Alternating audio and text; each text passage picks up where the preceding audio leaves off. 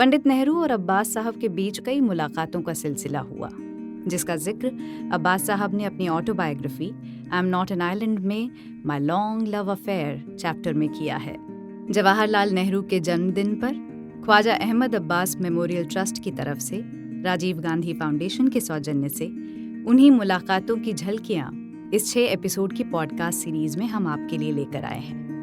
जिंदगी के अलग अलग मोड़ पर एक नेता और एक कलाकार के बीच किन मुद्दों पर गुफ्तगू हुई, चलिए सुनते हैं। कुछ यादें, कुछ मुलाकातें। मैं जवाहरलाल नेहरू की सी लाजवाल जवानी का दावेदार तो नहीं हूँ, जिनसे मेरी आखिरी मुलाकात उनके इंतकाल से 1 महीने 3 दिन पहले हुई थी। उस वक्त वो 75 साल के थे, मगर 60 साल से ज्यादा के दिखाई नहीं देते थे। जहां तक मेरा मामला है, मैं 61 बरस का लगता हूँ, शायद उनसे भी बड़ी उम्र का लगता हूँ, मगर मुश्किल ये है कि मुझे ऐसा महसूस नहीं होता।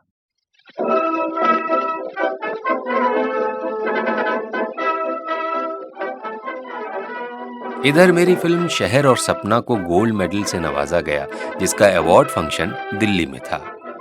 मैं अपनी पूरी फिल्म यूनिट के साथ दिल्ली आया हुआ था।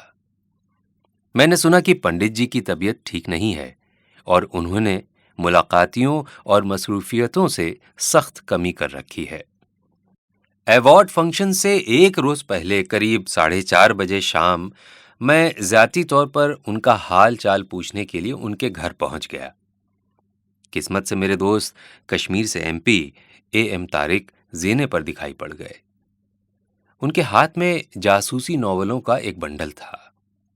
मैंने पूछा कि उनको अंदर जाने की इजाजत क्यों कर मिली है, तो उन्होंने बताया कि वो लाइट फिक्शन की किताबें पंडित जी को देने जा रहे हैं, क्योंकि उनको बिस्तर पर लेटे लेटे ऐसी ही किताबें पढ़ने की इजाजत है। मैंने उनसे कहा कि पंडित जी को इतना बता दीजिए कि अहमद अब्बास आया हुआ है और सिर्फ 1 मिनट के लिए उनको देखना चाहता है। 5 मिनट बाद तारिक वापस आए और उन्होंने दूर से ही मुझे इशारा किया कि मैं ऊपर जा सकता हूं। मैं ऊपर चला गया। अब मैंने देखा कि ये धूपधार चौड़ी बालकनी बैठने के लिए एक प्राइवेट कमरे से मिली हुई है और बालकनी कमरे से भी ज्यादा कुशादा है। मैंने बैठने के कमरे के दरवाजे पर धीरे से दस्तक दी और हिचकिचाते हुए अंदर चला गया। आप अंदाजा लगा सकते हैं कि उस वक्त मुझे किस कदर हैरत हुई होगी जब मैंने देखा कि वो अजीम शख्स अपने मूढ़े पर से उठकर मेरे इस्तकबाल के लिए मेरी तरफ आ रहा है। पंडित जी, बराए करम, मैंने बुलंद आवाज में गुजारिश की और दौड़कर उन तक जा पहुंचा, लेकिन तब तक वो अपने डगमगाते हुए कदमों से आधा कमरा पार कर चुके थे। ये डगमगाते हुए कदम मुझे दिखाई दे रहे थे। मैंने नरम हाथ से पंडित जी का बाजू थामा और उनको वापस ले जाकर कुर्सी पर बैठा दिया। पंडित जी, आप क्यों हमें गुनहगार बनाते हैं? उन्होंने कमजोर आवाज में पूछा।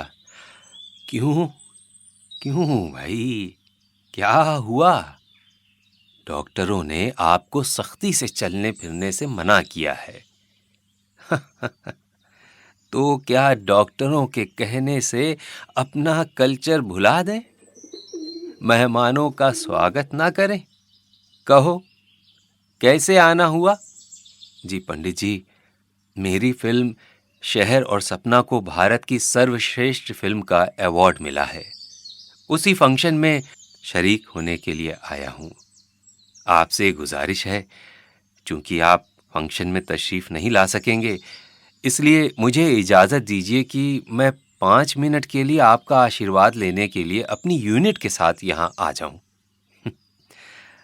मैं आऊं या ना आऊं, अवार्ड फंक्शन के अगले दिन मैं यूनिट से सुबह 10 बजे मिलना चाहूंगा। ये बात उन्होंने अपनी मशहूर छोटी सी सुर्ख डायरी में नोट कर ली। अब मैंने उनसे इजाज़त मांगी और इसरार किया कि वो तशरीफ़ रखे रहें। हम आपसे छोटे हैं, ये क्या ज़रूरी है कि आप हमारे जैसे छोटे के लिए उठकर खड़े हों? मैं तेज़ कदमों से बाहर निकल गया, मगर तब तक वो तहज़ीब के आलमबरदार मूढ़े पर से उठने की आधी कोशिश कर चुके थे।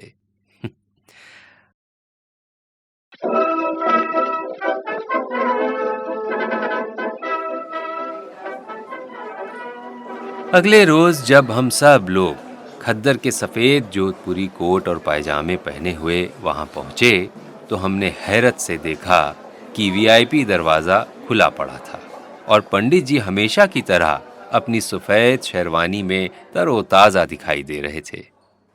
उन्होंने मेरे बाजू का सहारा लेने से इनकार कर दिया और डाइस तक जाने वाली 10-12 सीढ़ियाँ बगैर सहारे के चढ़ गए। मैं उनके पीछे पीछे चढ़ा और उनका सुरेखा से, फिर दिलीप राज वगैरह से तारुफ कराया। पंडित जी ने हम सबको मुबारकबाद दी। फंक्शन के खत्म होने पर मैंने मुरव्वत के साथ उनको याद कराया कि कल सुबह ठीक 10 बजे मेरी यूनिट उनके दरे दौलत पर हाजिर होगी। पंडित जी के दौलत खाने पर मुहाफिजों और डॉक्टरों ने हमसे कहा कि हम 15 मिनट से ज्यादा वक्त ना लें, लेकिन मुझे शक था कि वो हमें इतनी जल्दी जाने देंगे। मैंने पहले से ही जहन बना लिया था कि 25,000 रुपए हम 15 लोगों में कैसे बराबर तकसीम किया जाएगा, और बराबर ही रकम का नया संसार चेक यादगारी थैले में रख दिए गए थे। हमने पंडित जी से गुजारिश की कि वो अपनी कुर्सी पर तशरीफ फरमा रहें और थैलियां हमको इनायत करके हमारी हौसला अफजाई फरमाए। सुरेखा को चेक देते वक्त पंडित जी की नज़र चेक पर पड़ी और उन्होंने मजाकन कहा, उम्मीद है कि तकरीबन नाकाबिले तकसीम रकम को 15 हिस्सों में तकसीम करते वक्त अब्बास से हिसाब में कोई गलती सरजद नहीं हुई होगी।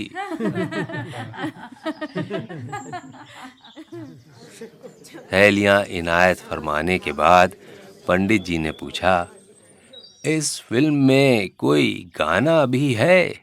एक नज्म है जो तहतुल लफ्ज पढ़ी गई है और नज्म के खालिक सरदार जाफरी और पेशकार मनमोहन कृष्ण का तारुफ पेश किया। पंडित जी ने नज्म सुनना चाहिए। तरन्नुम में सुना दीजिए ना। हाँ, हो जाए। प्यार को आज नई तरह निभाना होगा, वाह वाह।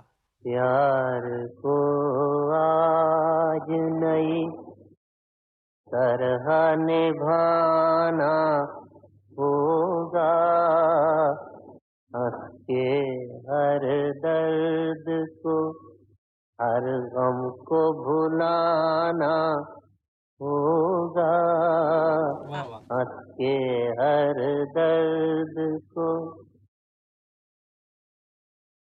आंसुओं से जो बुझे जाते हैं आँखों के चिराग, आंसुओं से जो बुझे जाते हैं आँखों के चिराग, उन्हें दिल दे के उन्हें फिर से जलाना होगा, क्या बात है। उन्हें दिल दे के उन्हें फिर से जलाना होगा, प्यार को आज नहीं।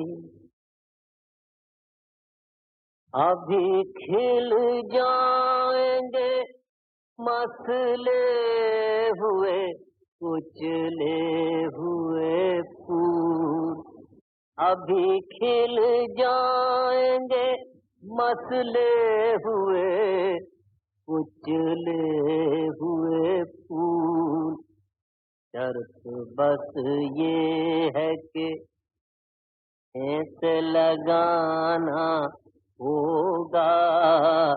शर्त बस ये है कि सीने से लगाना होगा प्यार को आज नहीं। बहुत बढ़िया। वाह वाह। वो जो खो जाए तो हो जाएगी दुनिया सारी। वो जो खो जाए तो हो जाएगी दुनिया सारी। वो जो मिल जाए तो साथ अपने जमाना होगा। वो जो खो जाएं तो खो जाएगी दुनिया सारी, वो मिल जाएं तो साथ अपने जमाना होगा। वो मिल जाएं तो साथ अपने जमाना होगा। बिलखुसूस आखिरी 2 मिसरे उस मौके के लिए अलमनाक तौर पर मौजूद थे। आखिरी मिसरे पढ़ते वक्त मनमोहन कृष्ण की आंखें अश्कबार हो गईं। वहां पर मौजूद हर शख्स का दिल भर आया था, क्योंकि हम सबको मालूम था कि पंडित जी वाकई बीमार हैं। बॉडीगार्ड ने मुझे दिखाने के लिए अपनी घड़ी की तरफ इशारा किया। तकरीबन 10:30 हो रहे थे। मैंने इशारा सुन लिया, देख लिया और कहा, पंडित जी अब इजाजत दीजिए। क्यों क्यों? मेरी कोई दूसरी मसरूफियत नहीं है। तो समझ लीजिए कि आज हम बहुत मसरूफ हैं। मैंने दोनों हाथ जोड़कर अर्ज किया।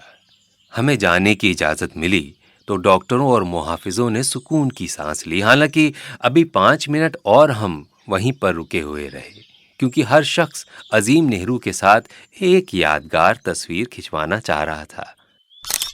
फिर डॉक्टर लोग दोनों जानिब से सहारा देकर उनको लिफ्ट तक ले गए।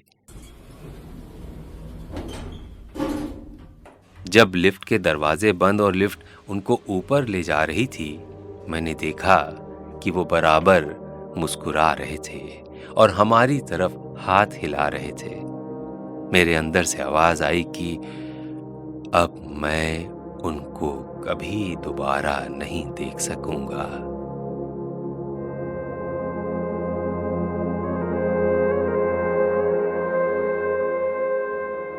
सत्ताईस मई 1964 को दोपहर 2 बजे जवाहरलाल नेहरू ने ही आखिरी सांस नहीं ली, बल्कि उनके साथ हम सब 45 करोड़ हिंदुस्तानी मर गए।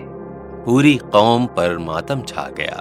खेतों में किसान, मिलों में मजदूर, दफ्तरों में क्लर्क, बावर्ची खाने में खवातीन, स्कूलों में बच्चे, हर कोई मौत का ठंडा स्पर्श महसूस कर रहा था। अगर नेहरू मर गए तो कौन जिंदा रहेगा? लेकिन अखबार का दफ्तर गैर जज्बाती मशीन होता है। डेडलाइन होती है। एडिटर्स जज्बाती नहीं हो सकते। मैंने हेडलाइन लिखी, नेहरू लिव्स, नेहरू जिंदा रहेंगे।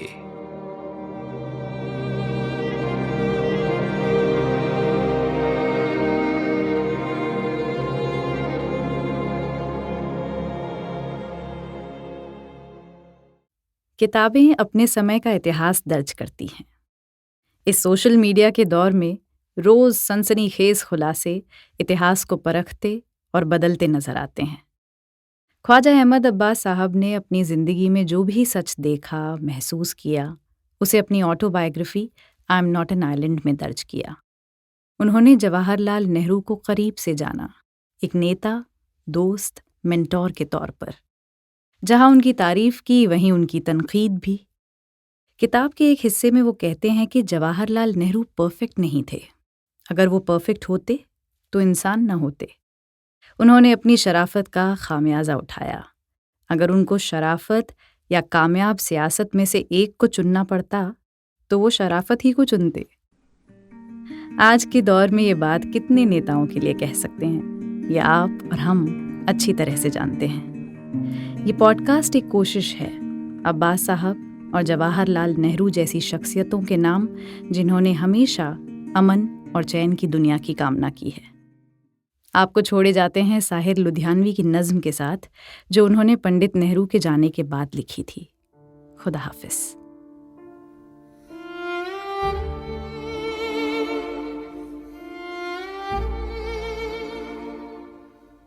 जिस्म की मौत कोई मौत नहीं होती है, जिस्म मिट जाने से इंसान नहीं मर जाते, धड़कने रुकने से अरमान नहीं मर जाते, होंठ जम जाने से फरमान नहीं मर जाते, सांस थम जाने से ऐलान नहीं मर जाते।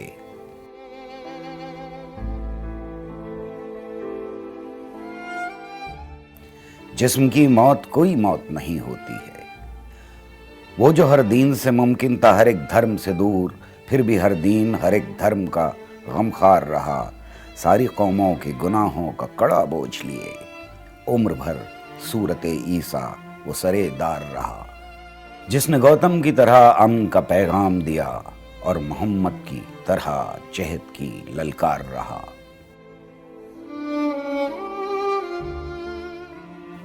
जिसने आज़ादी कामिल का अलम लहराया, जो हर एक जुल्म हर एक जबर से बेजार रहा, जिसने इंसानों की तकसीम के सदमे झेले, फिर भी इंसान की उखुवत का परस्तार रहा, जिसकी नज़रों में था एक आलमी तहजीब का ख्वाब, जिसका हर सांस नए अहद का मेमार रहा, जिसने ज़रदार मशीयत को गवारा न किया, जिसको आईन मसावत पे इसरार रहा, उसके फरमानों की ऐलानों की ताज़ीम करो, राख तकसीम की अरमान भी तकसीम करो, मौत और जीस्त के संगम पे परेशान क्यों हो, उसका बख्शा हुआ सैरंग अलम लेके चलो, जो तुम्हें जादे मंजिल का पता देता है, अपनी पेशानी पे वो नक्श कदम लेके चलो। दामने वक्त पे अब खून के छींटे न पड़ें, एक मंजिल की तरफ दैरो हरम लेके चलो, खुश्क साली का तसव्वुर कहीं बाकी न रहे, सारी दुनिया की तरफ अब्र करम लेके चलो। हम मिटा डालेंगे सरमाए और मेहनत का तजाद, ये अकीदा ये इरादा ये कसम लेके चलो।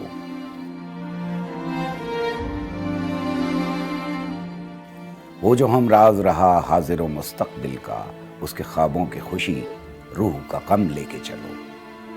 जिस्म मिट जाने से इंसान नहीं मर जाते, धड़कने रुकने से अरमान नहीं मर जाते, होंठ जम जाने से फरमान नहीं मर जाते, सांस थम जाने से ऐलान नहीं मर जाते।